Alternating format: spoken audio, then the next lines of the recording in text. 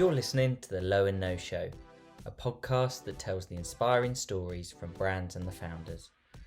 My name is Johnny Stevens, the founder of Better Without, the app that helps people discover low and no drinks.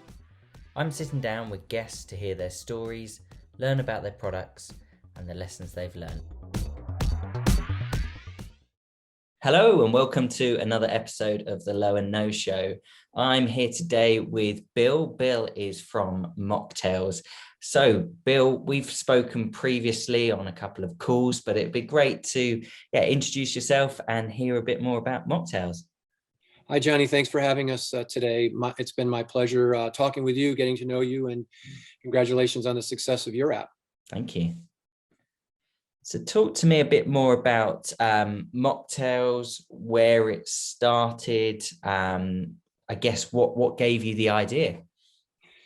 Yeah, it really started as a genuine need within our family. My wife and I went through a journey. And in fact, it starts way back when Tracy and I, my wife and I, were in university here in the States. I met her when she was a Division I, what we call here a Division I scholarship swimmer on the Boston University swim team, and she was on a full scholarship. So here in the States, you have to pay for the full amount of your education. It's a little bit of a different system than the UK. And it was, at the time, it was one of the more expensive private universities, but they were also very generous with financial aid and lots of other things. But still, Tracy was on a full scholarship, and she had made a conscious decision, even as a 18-year-old kid, essentially, that she was, performance and being at the top of her game was far more important than drinking alcohol and going to parties. So she didn't want to lose her scholarship. So she wasn't drinking when we met, and I was having the full, university experience, probably having too much fun. And that's where really the story begins. And so she wasn't drinking, I was when we first met. But then, in fact, it's ironic that I actually bought Tracy her very first drink in a bar here in the United States. There's a coming of age here in the US where at 21, you're now legal to drink and you can go into establishments, bars, hotels, restaurants and order a drink. And I actually bought her first alcohol drink as a 21-year-old on her birthday, which was really, really fun. So irony of ironies. She graduated out of that university and she was no longer swimming. We had a lot of fun. Johnny, we did wine country in France. We did cocktail parties. We did dinners with wine. We did all kinds of fun stuff. We loved our cocktails, and to this day, I still enjoy my beer, my wine, and my cocktails. But through our journey, as Tracy started at a big law firm, she was trying to become what we call here a partner in a big law firm. It's a pretty strenuous, stressful time as a young attorney to become a partner. But we were also trying to have a family, Johnny, and the doctors here, I think, are much more absolute about this issue. They say, they don't say moderate your drinking, or they don't say, have one or two. They basically say no alcohol. It used to be no alcohol during pregnancy. Now it's no alcohol while you're trying to get pregnant, no alcohol during your pregnancy, and then also no alcohol while you're even nursing. So that could be a year and a half, 2 years, whatever it is. And so Tracy, as she's trying to become an attorney in a big law firm and become a partner, she's missing out. She's going to these social functions, and she's missing out on sharing that wine or that drink with her partners, her clients, or her colleagues. And they started asking her the questions: is everything okay? Are you trying to get pregnant? Are you pregnant? What's going on? And again, we talked about it before. I know that the guys, you and I, being men, we don't understand what the glass ceiling really is like, but it is real. And to all the men on the call, I have to tell you, I lived through it with my life, with my wife. And if she was going to be a mother, you go on like mommy track, and you're not taken seriously, and therefore you have a completely different career trajectory. But if you're going to be a serious person, then you don't have kids, and you go on to be a partner, and you can hold these positions of power and high salaries, and et cetera, et cetera. So she didn't want to reveal whether she was going to be pregnant or not until it came true. And for us, we had our own challenges. It took us quite a long time. We're blessed with 3 kids now, but this is where it all began. It began with this enormous pain of wait a second, why is someone penalized for not drinking? Yeah. And you start to realize there's all these social, psychological, historical reasons why people just expect you to drink. And if you're not drinking, then you're the oddball, you're the odd man out, the odd woman out. So it starts there. But then as we're going through this, literally a 10-year journey of trying to have children, in pregnancy, out of pregnancy, in pregnancy, out of pregnancy, back and forth, and all this pain and all this anguish and all this emotion as she's building her career. Look, if this was one child and it happened for 9 months, no big deal. Yeah. But this is like literally a 10-year process for us and in 10 years, your career advances tremendously.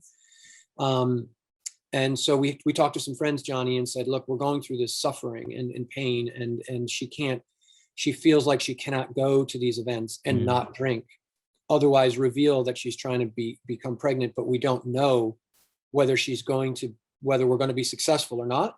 Yeah. And so when you start to enter these highly emotionally charged kind of situations, you end up sort of getting stuck. And so we were very stuck. So I started looking around the world, literally, this is years and years ago now, but I started looking around the world. There was absolutely not a single shred of anything in the market.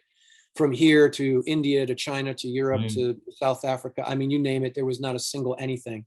And I talked to friends and I said, we're going through all this pain. Are we alone? And we feel very, very alone going through this journey. And they said, my God, not only are you not alone, we're going through similar problems right now for different reasons, but we feel it too. And oh, by the way, we're starting a beverage company to solve this problem.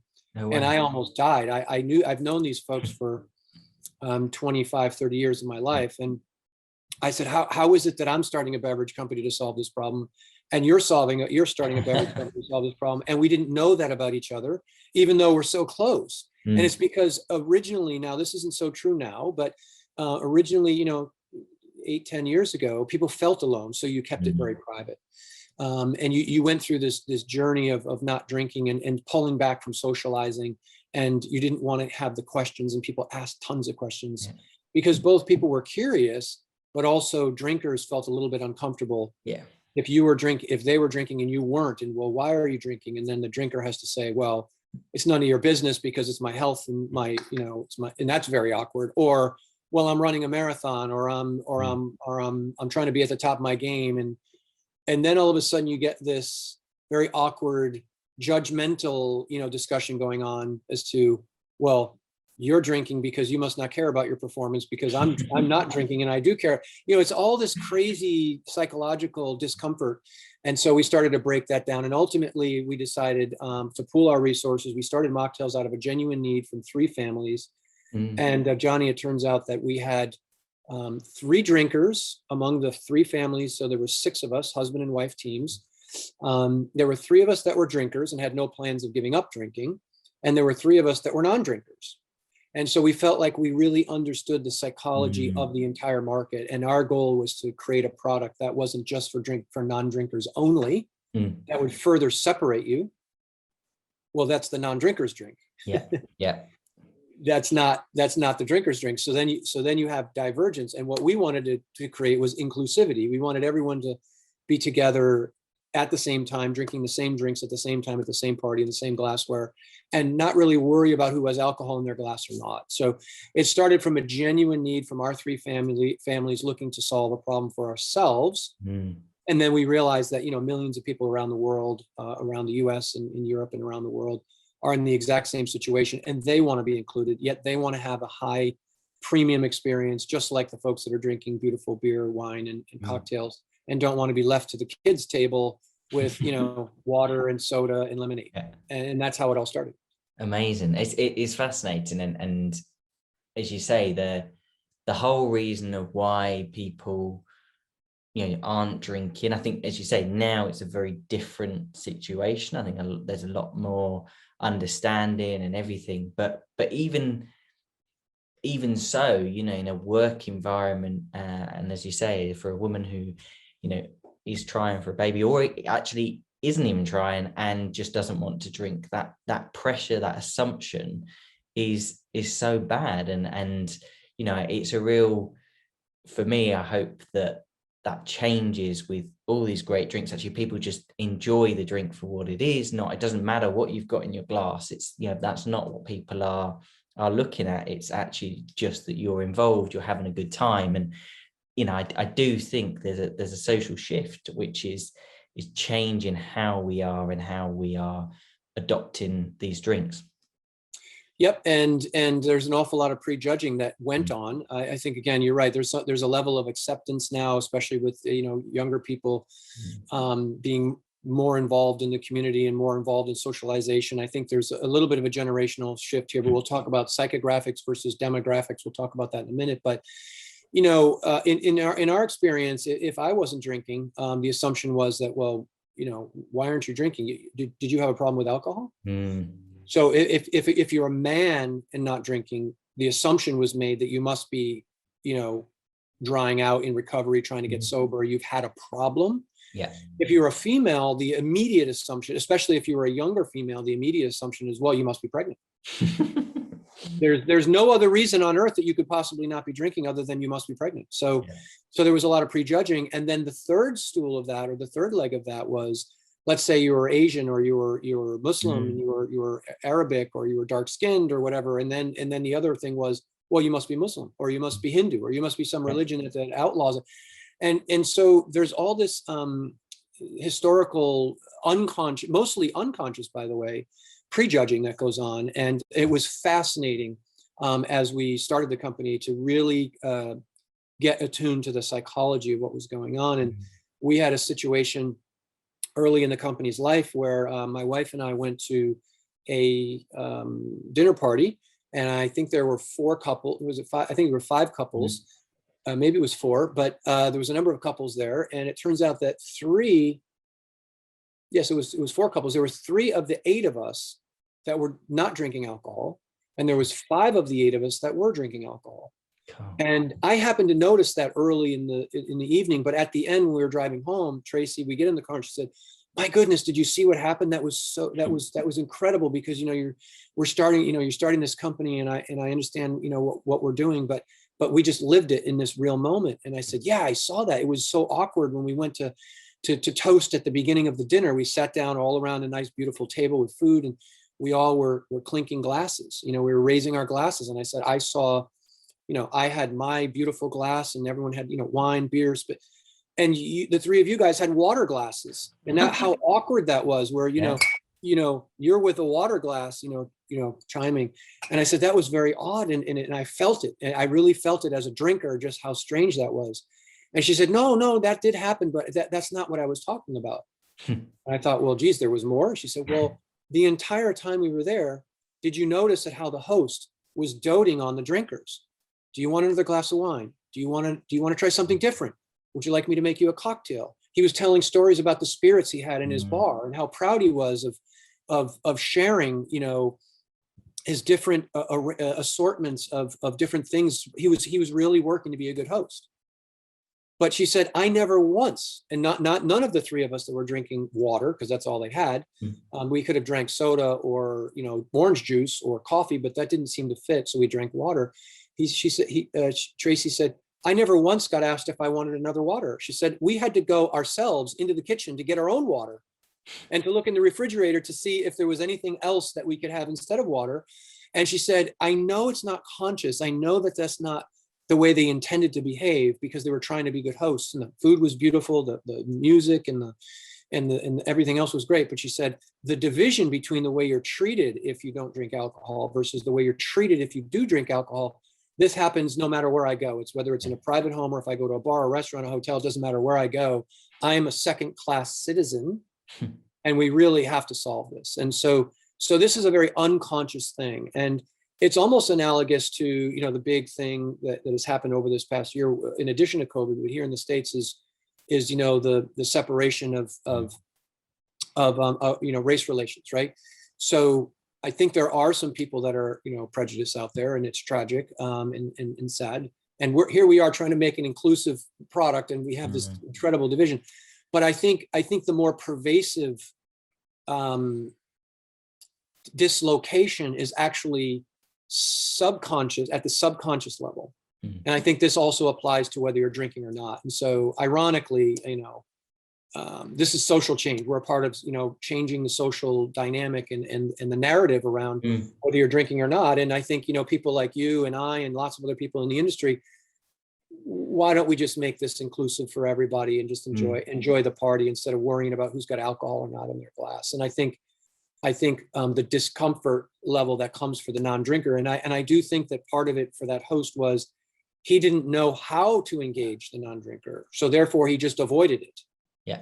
But if he had the tools in his bar, like Mocktails, where he could shake a drink and make a drink and he could do all the things the same way, he would have been absolutely happy to do that for them. But we don't, the society doesn't have the tools at its disposal yet to really make those people feel equal and included and really enjoy the party. So that's sort of how we ended up making the kind of product that we made, totally inclusive. And you know what? We're not against alcohol either, Johnny. I mean, I still drink and enjoy my alcohol just as much as I enjoy my mocktails. So look, if the host wants to use it in a different way and mix it with no and low spirits, have at it. Yeah. If you want to drop some vodka in it for yourself because that's the way you want to drink it, well, we're not here to judge you. We're just here to empower you. So now treat your non-drinkers equally to your drinkers, and whether alcohol is in the glass or not doesn't matter. Yeah, which works really well, doesn't it? Because from a I'm like you, I decided personally that not to drink, but actually I'm not against drinking or alcohol. But I think if you can have a product where actually both drinkers and non-drinkers can have it and be trying it, and it may be in slightly different forms, one with alcohol, one without, actually you've got that inclusivity where everyone's drinking that same drink and can, and doesn't feel like someone's above the other or anything like that. Yep. And the market is really developing. I think the number is over 25% now in the UK that don't drink alcohol. So for the trade buyers out there, for the bars, hotels, restaurants, retailers, for the folks that are in the decision-making power to decide what they're offering, what's astounding to me is they really still haven't really totally embraced the idea that we need to offer something for those 25%. Yeah. And you could even argue that it's much higher than that for the younger generations that are just turning 18, 19, 20, and they're coming out of universities, and it's not the same university experience that I went through, where, the party, where's the party was the kind of thing.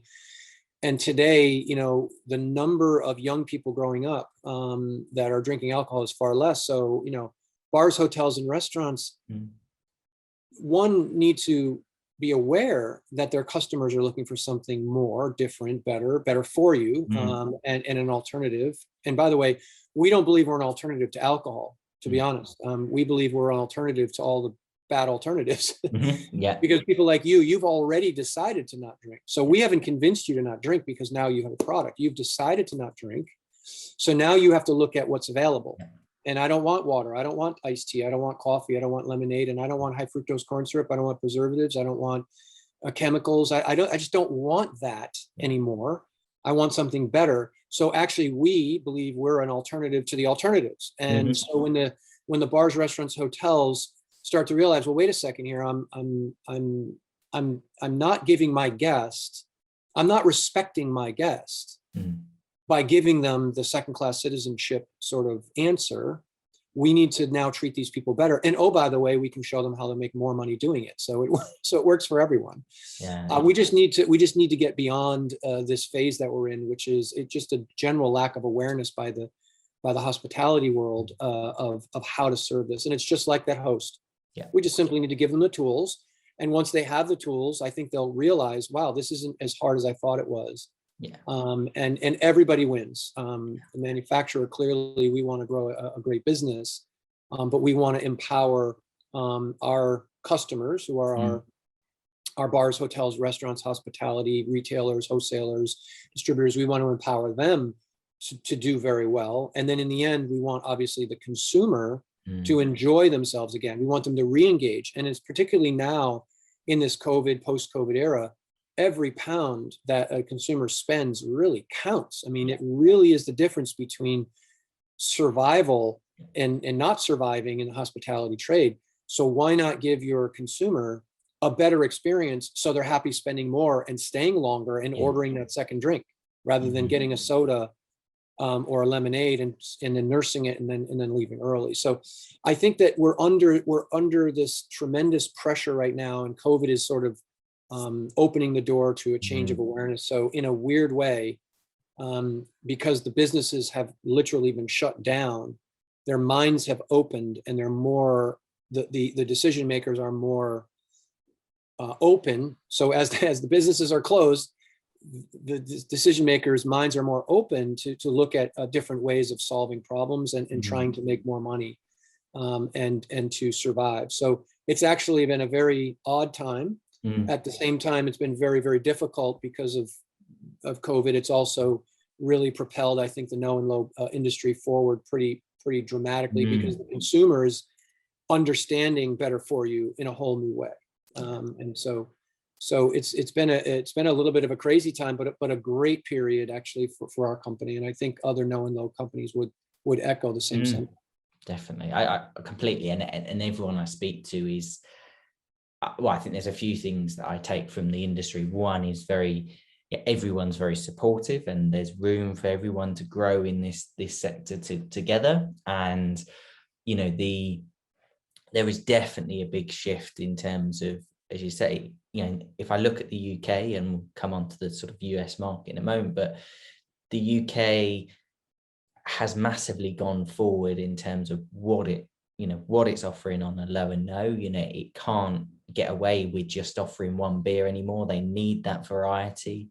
You know, we're launching some stuff at the moment to do with places and identifying, you know, where drinks are served, and yeah, I've been analyzing restaurant menus, and you go back 18 months, you would have been lucky if they had, you know, as you say, one option. Now you've got 3 or 4 different spirits, and then they put effort into beers. And I went to Brewdog last week, and they have, you know, 3 non-alcoholic beers on draft. You know, that just a massive change in terms of wanting to really shift that, make sure people are welcome. And there's so much psychology in there around, you know, we've obviously talked about inclusivity, but also, you know, having that pint in a pint glass if it's a beer, you know, not just coming out with a small highball and, you know, a beer. If someone wants a pint, you know, when I tend to go out, if it's served in bottles, I'll tend to get 2 bottles. I'll get a pint glass because I want that experience. And I definitely do feel in the UK, as we're opening up, hospitality is getting on board.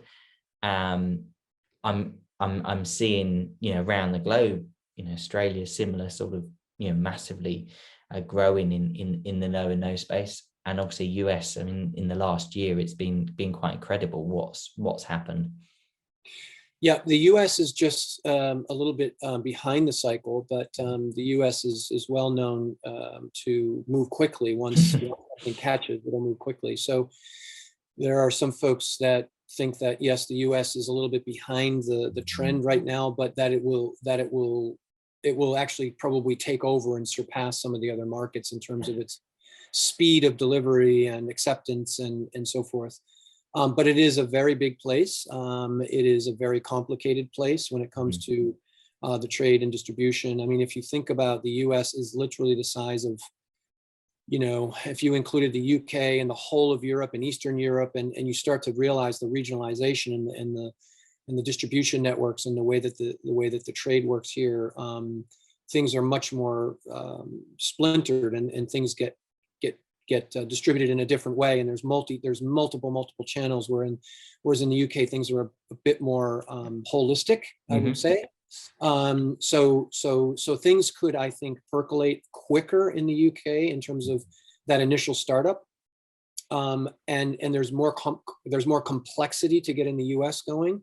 But once the US does get going, it should be able to move very quickly. So yeah, we're very excited about we're very excited between what we're doing in Europe and in North America, between the US and Canada, and then what we're doing in Asia, and what we're doing in the Gulf region. We are absolutely thrilled, and we're very excited for what's to come. And I do think that, you know, the no and low business, when we look back 10 years from now, Johnny, we're going to say, wow, Yeah. look what happened. We thought it was going to happen, and wow, did it ever. I just feel like we're at that tipping point moment in some countries, and we're close to that tipping point in other countries. No, definitely. I think you're right. There's big growth, there's big innovation. There's lots of exciting things that will happen, that will come, and I think, I've always talked about it. You know, the big boys as such coming into the industry is not a bad thing. It brings awareness, it brings spend on, whether it's Formula One or whatever, to advertise, and actually that only raises the awareness for the category. Yeah, and the big boys are you know, the ones who are ahead of the curve really are the brewers.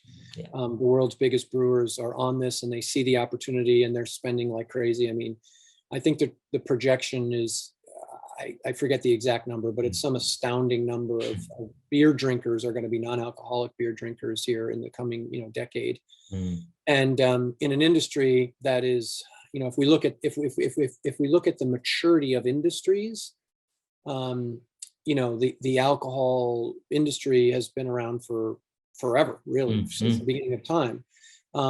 And it is a mature industry, and they look at this new segment as a growth opportunity. So they're pouring money in for sure.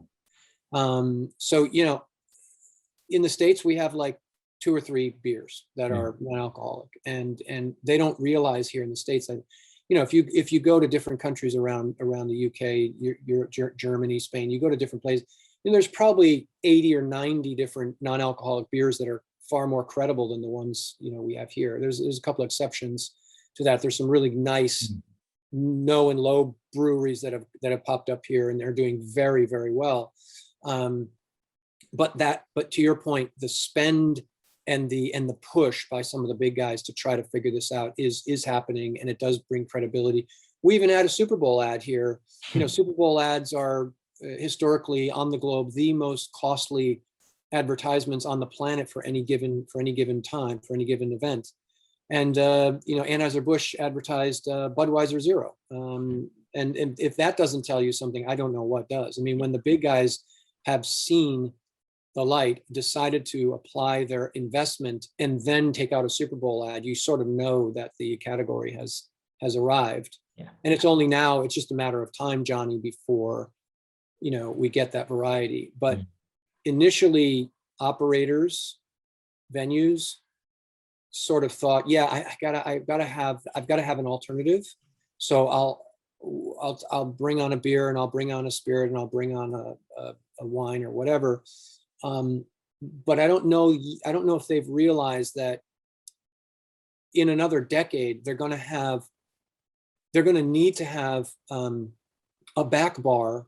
It may not be the same as the alcohol back bar, and that might take 20 years, but over time you're going to have the plethora of choices for people to choose from, and drinks to make, and experiences to engage with. And I always say engagement, because I think consumers today, they don't want to just consume, they want to engage. Yeah. It's a very different mentality, and I don't believe that I really don't believe that the big players, the really big companies, truly know how to embrace that. I think that, you know, over time we've gotten used to the idea that consumers buy things and they consume. Yeah. But what we believe is, you know, we're a new kind of consumer products company, or a new kind of drinks company, where it's not about consumption, it's about engagement. In all of its experiences. So, and there's some exceptions to that. I think the spirits folks have done a great job over time, actually, of that engagement. They've kind of captured that moment of engagement. And I think, you know, the way Guinness is poured, right? Like the whole experience, that's what we're doing. And I think that when you engage that non-alcoholic drinker, whether it be because you're temporarily, you know, you're a driver, or you're on medications, or you've got you're in an athletic event, you're running the Ironman triathlon, and you're going to not drink for a while, whatever. or if you're a permanent non-drinker for your own reasons, whatever it may be, it doesn't matter. You want that full-on experience, and that's what we're bringing to the trade. We're bringing that to hospitality. We're showing people how to use our products in a way that non-drinker now wants to re-engage. They want to socialize. They want to come back to the bar and restaurant. They want to be with their friends. They want to stick around. They want to have fun again, and they miss that. It's not just from COVID. Literally, it's been a desert of experience for the non-drinker. Think of it as a pre-COVID COVID for the non-drinker. They've sort of been left out for a long time, and they're craving that experience. Just like the drinker today is craving that on-trade because they've not had it because of COVID.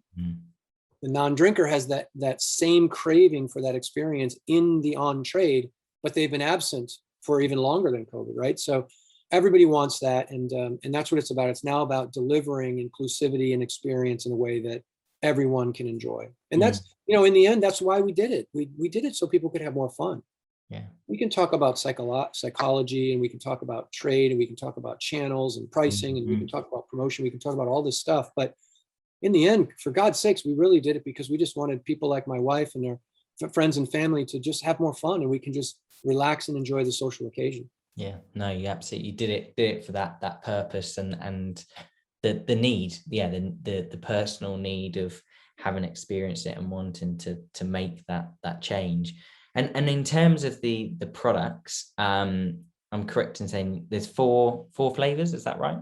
Yeah, there's 4 variants. We started with 4 different flavor profiles. We wanted to have a range. First of all, we wanted to have a complete range of products so that and we have found over time that if someone tries all 4 of them, it's rare that someone doesn't pick one that they really do like. We wanted different flavors, different glasswares, different colors, different experiences, different occasions, different seasons, different day parts. We got Cinco de Mayo coming up here in the States, and so our margarita is going to be a real fun one to have during Cinco de Mayo. And you got your summer months, your winter months. You also have different pairings, so they pair differently with food. It was very important to us that the flavors also had a variety of potential food pairings.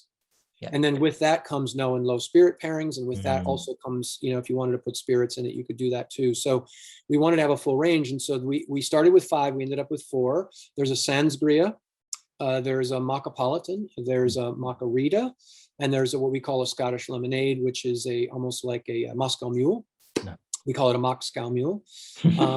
So there's drinks there for men, there's drinks there for women, there's drinks there that you can do lots of things with. So for instance, our Margarita makes a beautiful margarita experience, but then we've had folks add the mint leaves and shake it up and make a mojito from it as well. Oh, nice. So it's very versatile, and each of those drinks can be made into multiple things. We have one of our on-trade locations has made something like 21 different variations from the 4 SKUs.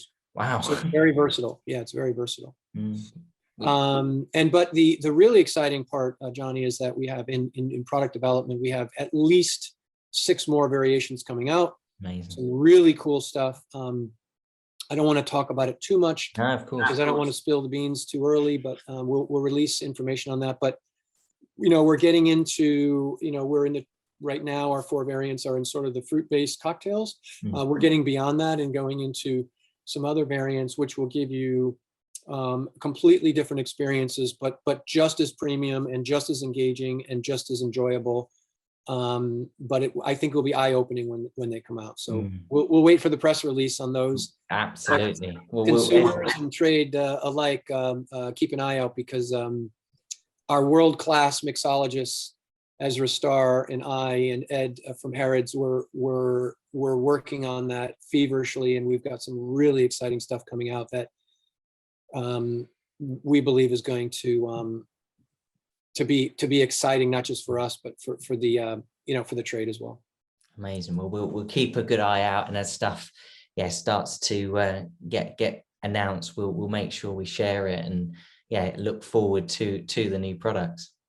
Be amazing. And we just had a tasting yesterday where a person who was in the position to have tasted just about every no and low product around the world said, we've tried everything, and not everything. We've tried everything we can find, and we've heard about you, we've known about you, and we heard your story, and we thought it was a pretty low possibility that you'd be able to live up to the expectations, but they were absolutely blown away in comparison to other products that are out there. And they said, geez, we really cannot believe the level of quality that you've been able to produce, given everyone else is out there trying, everyone's trying to produce great quality, but we've somehow succeeded in ways others haven't in their minds. And they were excited. And we said, well, if you enjoy what we have today, these 4 today, just wait till you try the next versions, because we're going to that next level. So it's going to be fun and exciting. Now that feedback must be just so nice to hear, and makes that hard work and all the time and effort put in really worth it. Well, it does. And when you're so obsessed with your customer or your consumer the way we are, I mean, we are so customer obsessed that it's been hard, right? Because you want to stay viable, and you want to be out there growing and selling. But the truth of the matter is, unless you've got the right product with the right packaging, with the right pricing, and unless you have everything just perfectly presented and done the right way, and that, by the way, that starts with ingredients. Everything starts with your liquid.